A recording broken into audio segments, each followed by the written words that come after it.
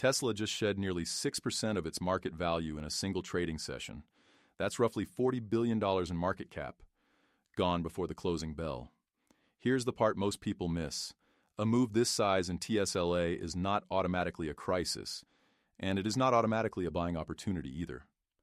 The question that actually matters, the one that separates investors from gamblers, is whether today's price action reflects a change in Tesla's fundamental story or just the market repricing noise.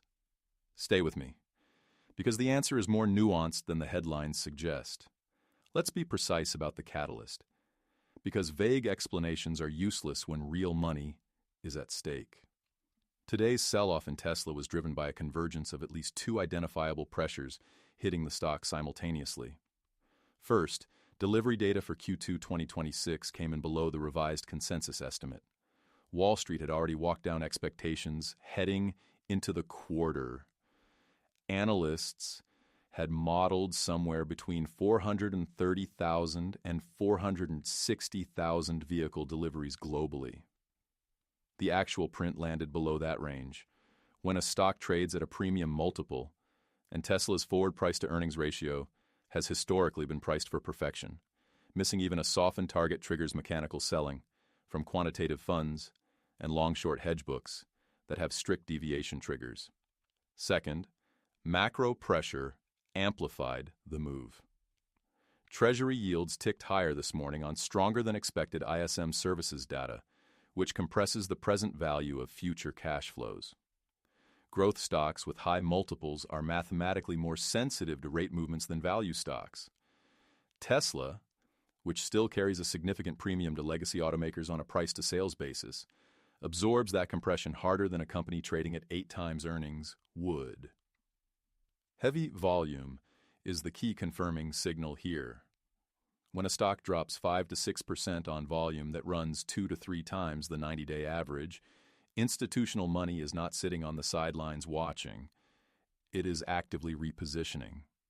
That is a materially different signal than a low-volume drift lower, which often reflects thin liquidity rather than genuine conviction. The actionable insight: always check volume before deciding whether a single-day move means anything. Price without volume is just half the data. This is the harder question, and it requires separating signal from noise with discipline. A 5.6% single-day move in Tesla is historically not unusual. TSLA has exhibited annualized volatility consistently above 50% for most of its public life. Statistically, a move of this magnitude falls well within the range of normal price behavior for this specific security. For context, a stock with 55% annualized volatility would be expected to move more than 3.5% on any given day, roughly once per month, just from normal statistical variance. So the size of today's move does not, by itself, tell us the market is overreacting. What we need to evaluate is whether the fundamental thesis has changed. There are two ways to think about this.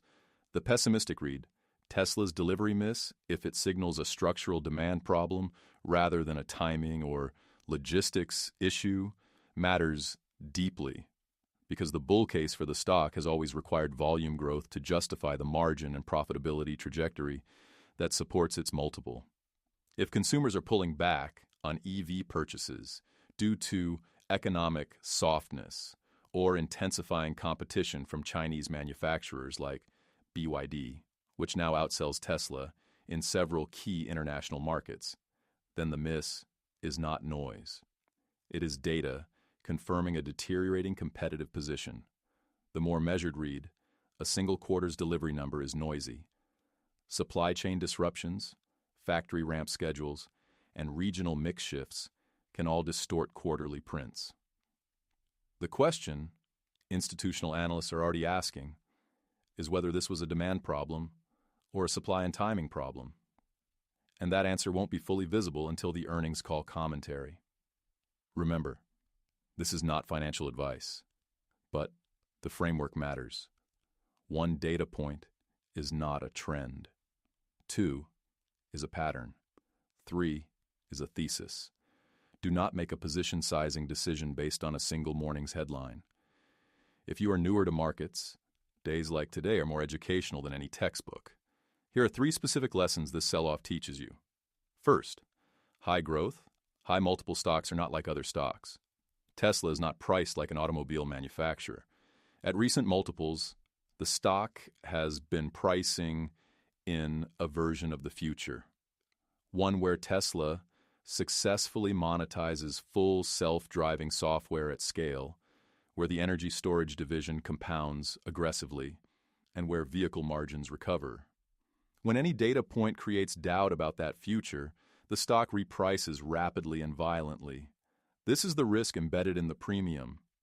You cannot hold the upside of a narrative stock without accepting the downside of narrative risk. Second, days like this test your position sizing discipline. If a 6% down day in one position causes you significant anxiety or forces a decision, your position was too large relative to your portfolio. Professional risk managers use a simple rule. Size a position such that a 25-30% drawdown in that name does not materially impair your total portfolio. For a volatile name like Tesla, that math usually means smaller allocations than beginners typically take. Third, distinguish between price and value. The price moved 5.6% today. Tesla's factories did not disappear. Its patents did not expire. Its brand did not evaporate. The gap between what the market says something is worth on a given Tuesday and what the underlying business is actually worth is where long-term wealth is built or destroyed if you confuse the two. The investors who compound wealth over decades are not the ones who avoid volatile stocks entirely. They are the ones who understand why the volatility exists and position accordingly. Volatility without understanding is just risk. Volatility with understanding is optionality. We open with a $40 billion question. Is a 6% single-day crash a crisis or just noise? The honest answer is, it depends on whether the delivery miss signals a structural demand problem or a temporary timing issue. The market does not know yet, and anyone who says otherwise with certainty is selling you confidence they do not actually possess. Next video, we are looking at whether Tesla's energy division is being systematically undervalued by analysts. Subscribe so you catch that one when it drops.